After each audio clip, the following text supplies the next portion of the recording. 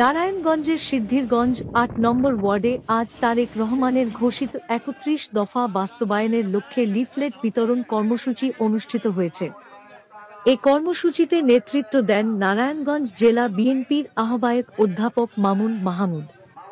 তিনি নেতা কর্মীদের সঙ্গে নিয়ে এলাকার বিভিন্ন স্থানে সাধারণ মানুষের হাতে হাতে লিফলেট বিতরণ করেন এবং তাদের কাছে বিএনপির সংস্কার ও উন্নয়নমুখী ৩১ দফা কর্মসূচির বিষয়গুলো তুলে ধরেন। অধ্যাপক মামুন মাহমুদ বলেন, তারেক রহমানের ৩১ দফা শুধু রাজনৈতিক অঙ্গীকার নয়, এটি একটি জনগণের মুক্তি সন। জনগণ জেগে উঠেছে, আমরা গণতন্ত্র ফিরিয়ে আনব। লিফলেট বিতরণে স্থানীয় বিএনপি, যুবদল, স্বেচ্ছাসেবক দল ও ছাত্রদলের অসংখ্য নেতাকর্মী অংশ নেন। পুরো এলাকায় উৎসবমুখর পরিবেশে এই কর্মসূচি সম্পন্ন হয়। আমরা কেউ নেতা নই, আমরা আপনাদের সেবক। ঝড় বৃষ্টির সময়ও আমরা আসি, বন্যা বাদলের সময়ও আমরা আপনাদের খবর রাখি, শীতেও আপনাদের খবর রাখি, করোনার সময়ও আপনাদের পাশে এসে আমরা খোঁজ খবর রাখি। আবার এই যে ডেঙ্গু মশার উপদ্রব হচ্ছে, এই সময় আপনারা দেখবেন আমাদের লোকরা মশার ওষুধ ছিটাচ্ছে। মনে হয় যেন সিটি কর্পোরেশনের আমরা কর্মচারী, সিটি কর্পোরেশনের কর্মচারীর মতো কাঁধে মেশিন নিয়ে আমরা আপনাদের বাড়ির আশেপাশে মশার ওষুধ ছিটাচ্ছি। কাজে আমরা কেউ নেতা নই। আমরা কারা? আমরা হলো এই এলাকার কিংবা আপনাদের ভাই কিংবা আপনাদের সেবক হিসেবে আমরা কাজ করি।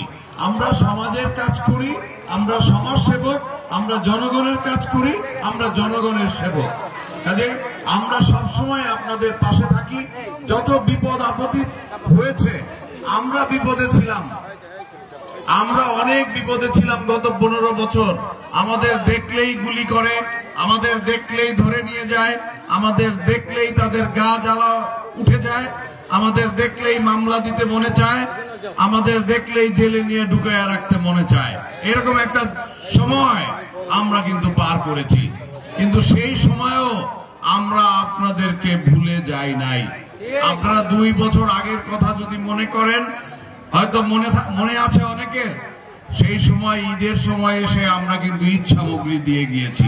সেই সময় রোজার আগে আমরা কিন্তু আপনাদেরকে ইফতার সামগ্রী দিতে এসেছি, কম্বল দিতে এসেছি শীতে। সুতরাং পালিয়ে থেকেছি, জেলে থেকেছি, বের হয়ে এসে ওই যে আমরা যে সেবক, আবার আমরা জনগণের সেবার জন্য আপনাদের পাশে এসে দাঁড়িয়েছি। আর গত 15 বছর সবচাইতে বড় যে কাজটি করেছি, জীবন বাজি রেখেছি, রক্ত দিয়েছি। আমাদের অনেক ভাই পুলিশের গুলিতে নিহত হয়েছে। আপনাদের ভোটের অধিকার আদায়ের দাবিতে আমরা রাজপথ ছাড়ি নাই। আর সেই কারণেই আমরা আপনাদের অধিকার আদায়ের জন্য আমরাও রাজপথে গিয়েছি, জীবন বাজি রেখেছি, জেলে গিয়েছি, জেল থেকে এসে আবার আপনাদের ভোটের অধিকার আদায় করার জন্য আবার সামনাসামনি মুখোমুখি হয়েছি। আমাদের যারা শত্রু ছিল, ওই ফ্যাসিবাদী শক্তির বিরুদ্ধে আমরা আবার সামনাসামনি মুখোমুখি হয়ে তাদের চোখে চোখ রেখে, মুখে মুখ রেখে আমরা কথা বলেছি। এভাবে আঙ্গুল উঁচিয়ে শেখ হাসিনাকে বলেছি, শেখ হাসিনা আপনি চোর, শেখ হাসিনা আপনি স্বৈরশাসক, শেখ হাসিনা আপনি ফ্যাসিস্ট। শেখ হাসিনার চোখে চোখ রেখে আমরা বলেছি, আমরা তার চোখ রাঙানিকে ভয় পাই নাই।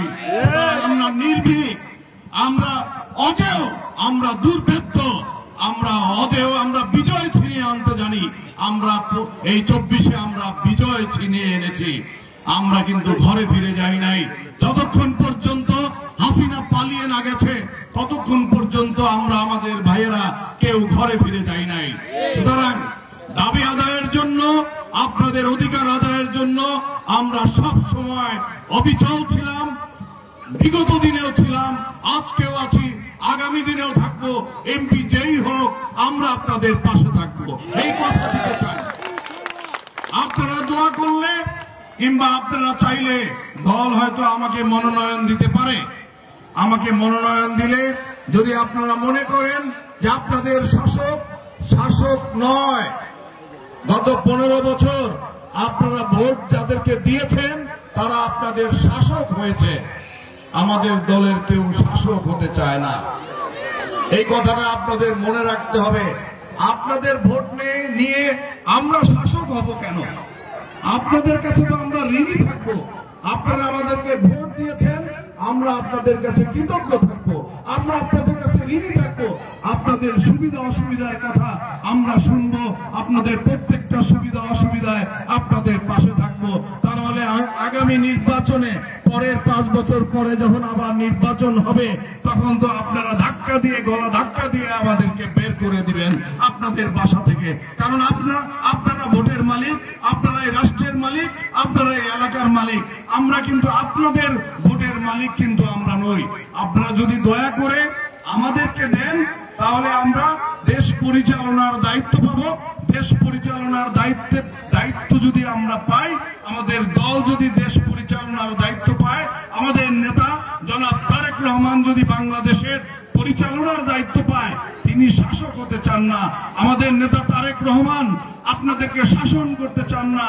তিনি বলেছেন, যদি সাধারণ জনগণ, ভোটাররা আমাদেরকে এই দেশ পরিচালনার দায়িত্ব দেয়, তাহলে আমরা কিভাবে দেশ পরিচালনা করব, সেই বিষয়ে তিনি 31 দফা একটি নির্দেশিকা তিনি আপনাদের সামনে দিয়েছেন। এই 31 দফার ভিত্তিতে আমরা আগামী দিনে এই বাংলাদেশ পরিচালনা করব।